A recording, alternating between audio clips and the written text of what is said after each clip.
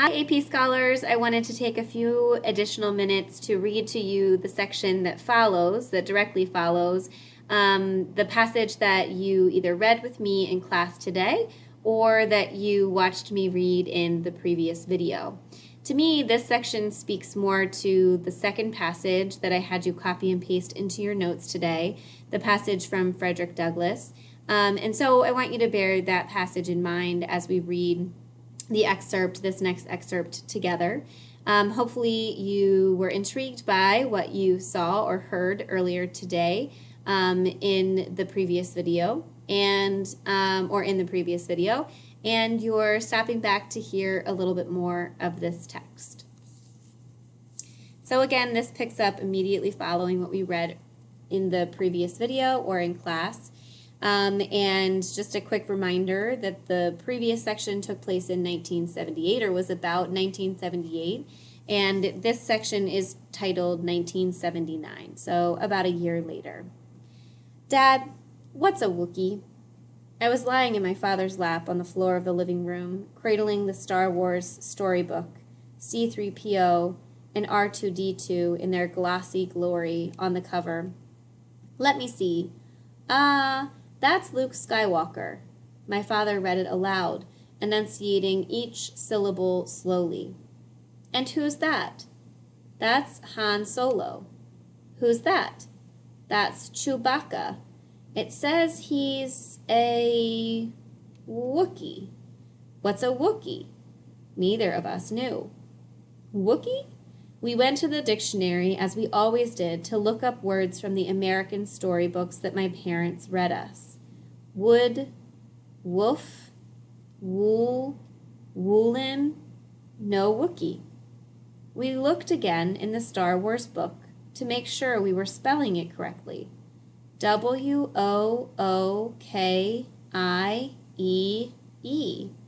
I asked my father to look yet again.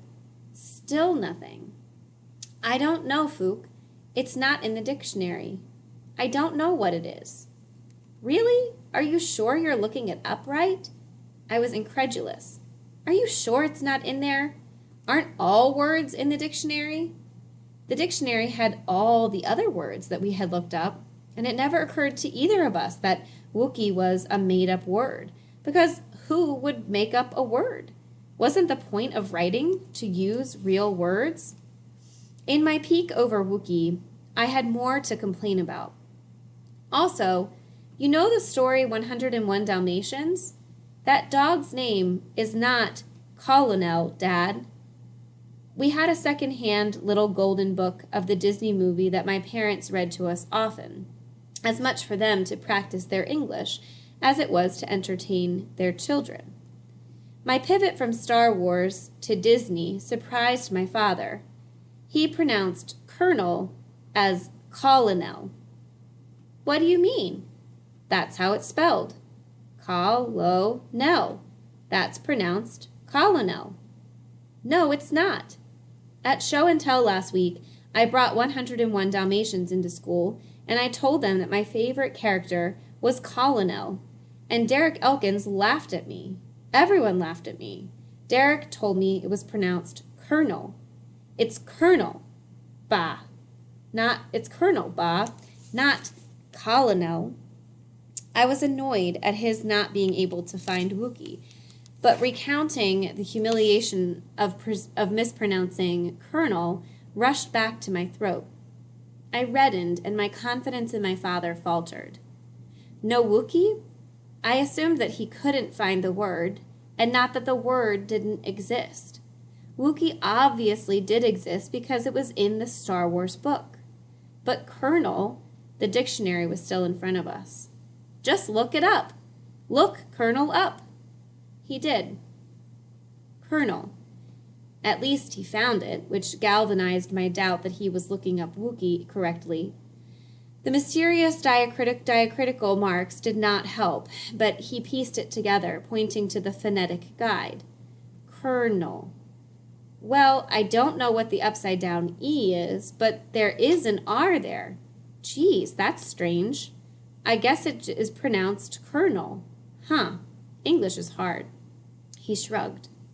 vindication, increased doubt. See? See? It's Colonel!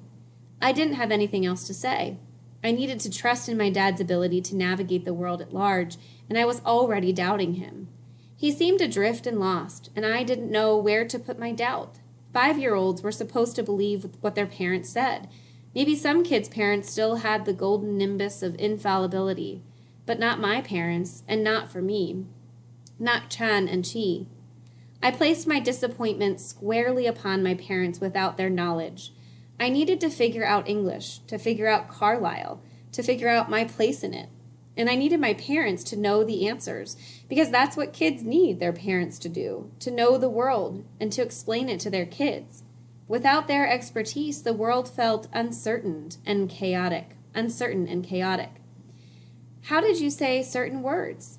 Even if my parents said that this was how a word was pronounced, how could I be sure?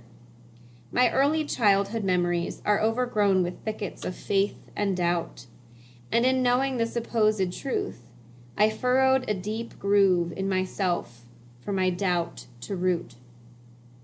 When I first read Camus' The Plague as a teenager, I read it with the sensational and juvenile lens of an apocalyptic survival story. Pestilence, death, rats. Camus' prose, in translation at least, was yeoman-like, plodding steadily like the inexorable march of its disease.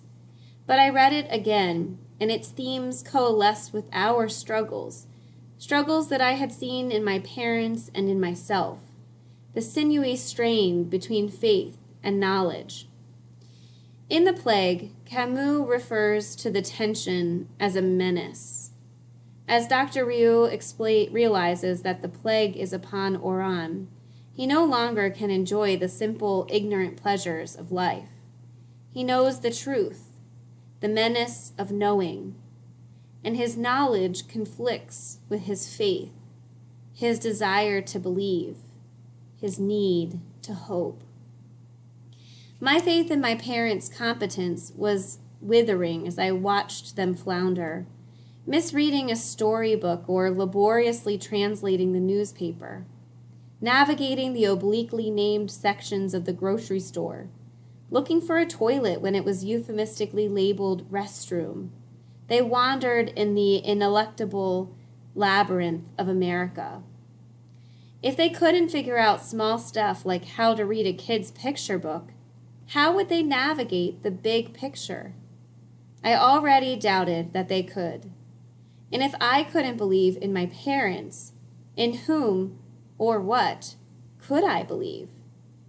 In vain I groped about for an answer, and my doubt in them germinated, nourished by their shortcomings.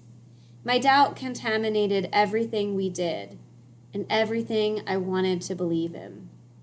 Faith, knowledge, doubt, they weaved in and out of our lives with a baroque intricacy, a background fugue to our stumblings on the stage.